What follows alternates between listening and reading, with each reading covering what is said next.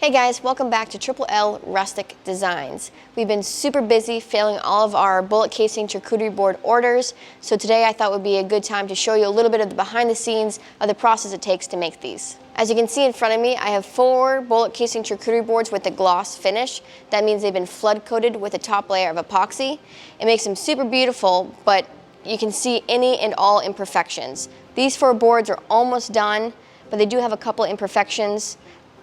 We have a couple dimples right here and a couple specks of dust over here. So I'm just gonna get them sanded down and ready for the 3rd and hopefully the final layer of epoxy. SurfPrep makes incredible sanding systems for all of your sanding needs, from orbital sanders like this one to square sanders perfect for cabinets. If you're interested in learning more about SurfPrep and all of their sanding systems, make sure you head to the link in the description below.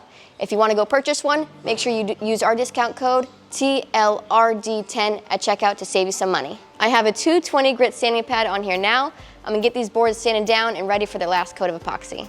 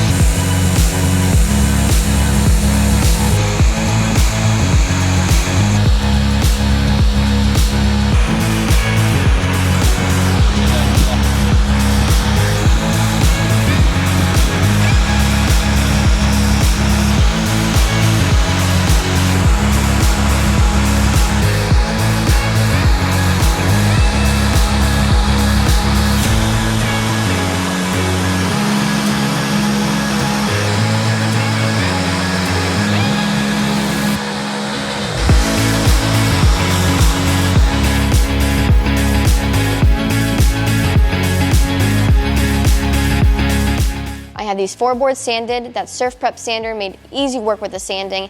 Now I'm going to flip them over and I'll show you what I'm going to do to the underside.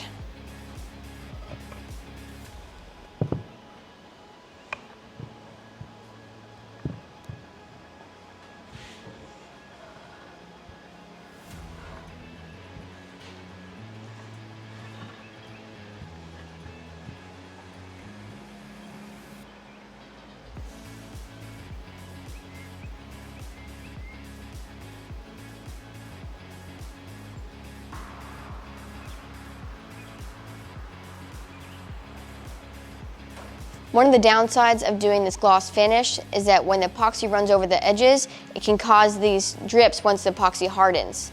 There's a couple ways to target these drips. You either babysit it once you pour the epoxy and keep wiping the edges, or like we're gonna do is we just let them harden and I'm gonna sand them. To do that, I'm gonna use 80 grit sandpaper to knock down all these drips.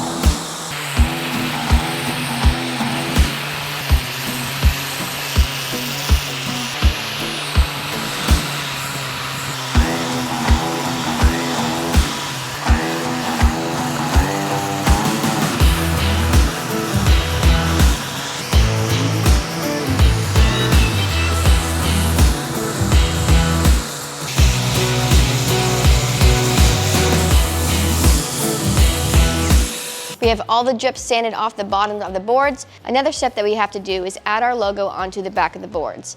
In the past, we used different types of branding irons and different types of lasers, but our most recent favorite method is using this little thing, the LaserPecker 2. Trey likes to think that's what they used to call them in high school. This LaserPecker 2 is clearly more compact and it's super easy to use, but don't let the small size fool you. It packs a big punch, and honestly, it's pretty impressive. There's a couple different ways to use this LaserPecker. It comes with its own stand, or there's a third axis which allows it to move on its own.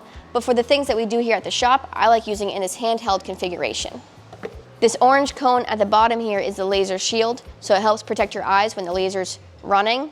But LaserPecker was smart enough to make the shield the exact height that the laser needs to be away from the surface that you're engraving. So I can place this down on this surface right here and start engraving. And this thing on the back is actually a fan. So once the laser gets burning, the fan kicks on and pulls all the smoke out from under the shield. I'm gonna get my boards in place to be lasered, and I'm gonna show you how easy it is to use this LaserPecker 2.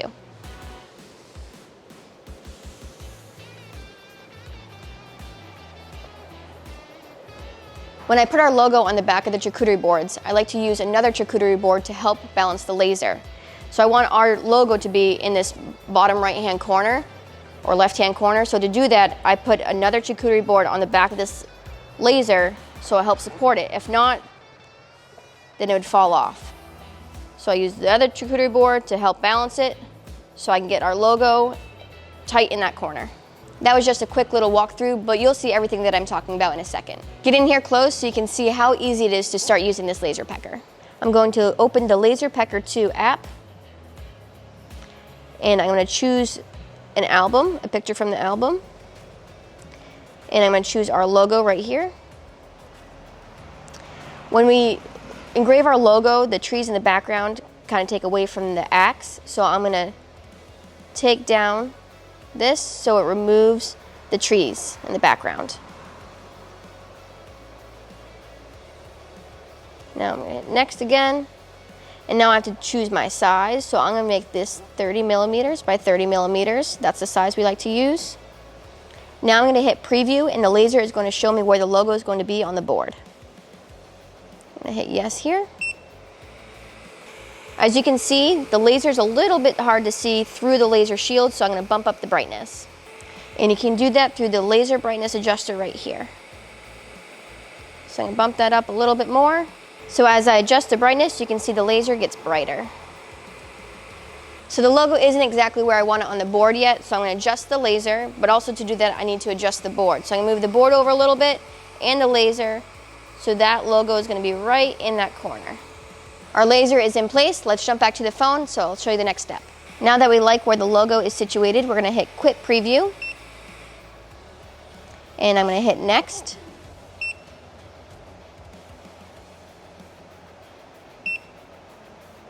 So here you can adjust any of these options. For the material, you can hit wood. That's what we're using here. So I'll just show you with hitting wood. But we want our depth to be 20%, so it's a little bit deeper. So when you change this to 20, it's going to adjust the material anyway as custom, but that's okay. So then we're going to hit Start. It's going to ask you to make sure the depth is the right size, and it is because we're using that laser shield. And it's going to ask you one more time if the workspace is safe and that you have goggles on, but because we're using a laser shield, we don't need goggles. And now I'm going to hit Yes and watch the laser go to work.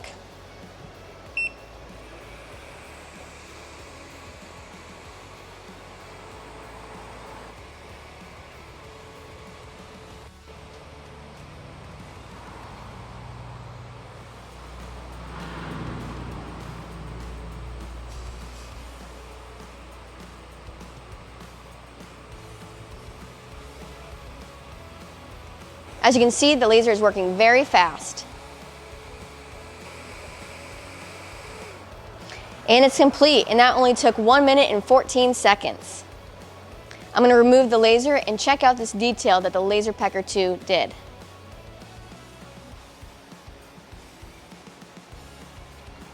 For being such a small laser, that thing is incredible. The logo came out so nice, so crisp. Definitely the nicest laser that we have here at the shop that we've ever used. In the future, I'll do another video all about this LaserPecker too, but for this video, I'm gonna knock out these next 3 logos, and then I'll show you another step that goes into making these charcuterie boards.